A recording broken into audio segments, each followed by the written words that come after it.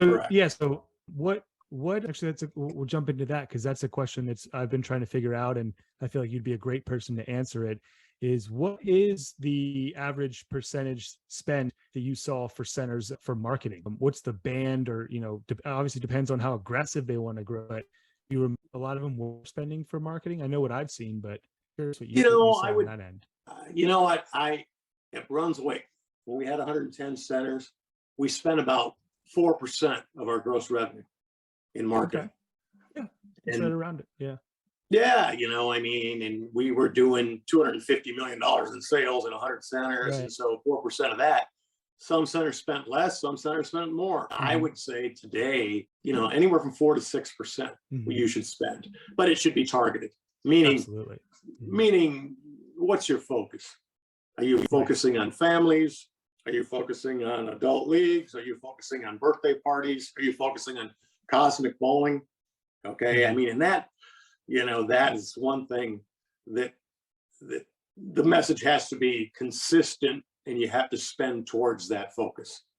Right. Yeah. And, and I've seen centers that don't spend hardly anything on marketing, and they get in trouble because they don't think they have to, and that's not the answer.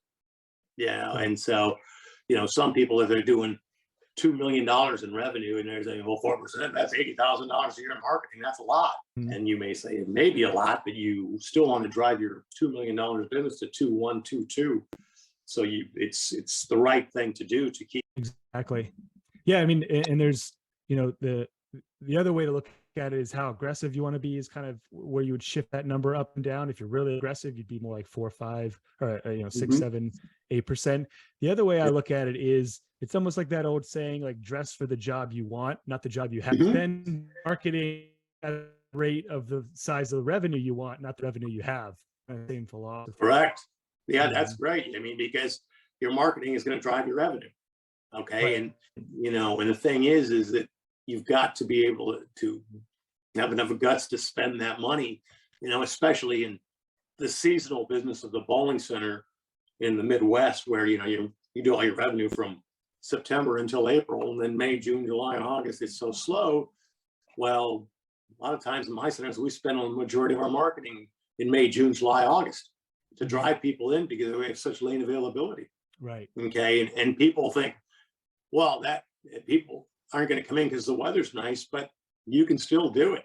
You can still, drive people into your center through different promotions. Yep. Okay. And I think that's something that you look back at your lane availability and say, if I'm really busy from December, January, February, and March, why would I spend that much money in marketing? Right. Because my lane availability is so small. But then when you get into May, June, and July, and August, and you can blow a cannon through your bowling center, maybe I should spend a lot more money on marketing. Right. Exactly. Yeah. But a lot of centers lose money in the summertime and don't want to do that because summers are so tough financially. So it's a catch-22. It is. Really. Yeah, it is. But then, there's a whole other factor we haven't talked about yet that changes the dynamics of the business, is the food and beverage side, because that tends to flatten it out, and it has a different type of capacity. You only have so many bowling lanes, but you can sell all the beers you want as long as you have space for them to stand around. It changes it completely. Right, and that's the other thing. We always say they're a captive audience. They're not going anywhere. Okay, and so when they're a captive audience, food and beverage becomes a huge part of this. In a bowling center, they're in there an hour and a half, maybe 2 hours. In a family entertainment center, they're 2 or 3 hours. Right. And so your job is to try to get them, to spend buy pizza or soft drinks for the kids or things like that, because that is a big part of it today. And that's one thing that it all going back to driving traffic. Because the more traffic you drive, and maybe it's at a lower price of a different day part, you're going to increase in food and beverage. Yeah. Yeah.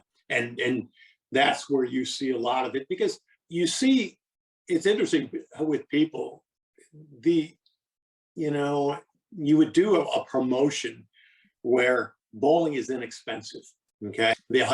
But they only have $20 or $25 to spend. So they get in, like on Wednesday nights at one of my centers, we have $8 all you can bowl. For 2 hours of bowling and shoes, it's $8. okay, which we think is pretty good. You get 30, 40 people to show up, but they all spend money buying beer and food because they had 20 bucks in their pocket and they only had to spend 8 to bowl. Right. And so that's kind of how you look at that, is you almost use bowling as a loss leader to drive. Yeah, that's exactly what I was thinking. Yeah. Yep. Yeah. And you do. And, you know, and the thing is, that's a strategy that you try, but, you know, Wednesday night at 9 o'clock at night, we're doing it when we're not busy. Right. And that's the thing. You know, I've seen centers run quarter mania, you know, 25-cent bowl, the bar does an extra $500 because they ran quarter mania, you know, and so, you know, you're using bowling, which really there's no cost to it because your overhead's there to drive a tremendous amount of food and beverage and bar sales. Yeah. If you have that food and beverage side, you know, if you don't have it, then I could see the argument of how you're cheap. Right. Have that to offset. Right. Yeah. And then, you know, and it all builds together. Yeah. Yeah. It you know, from the market perspective, I like concentric circles, and you get more circles that are grouped around that, you know, different items that you have, so that you can draw one person in for bowling or another person in for the bar, another in for laser tag. The more circles you have, the bigger your pool, but then they end up crossing the line and going to the other. Right. And the concentric circles are why family entertainment centers are so good nowadays, because you have the circles, you have 4 businesses inside of one roof.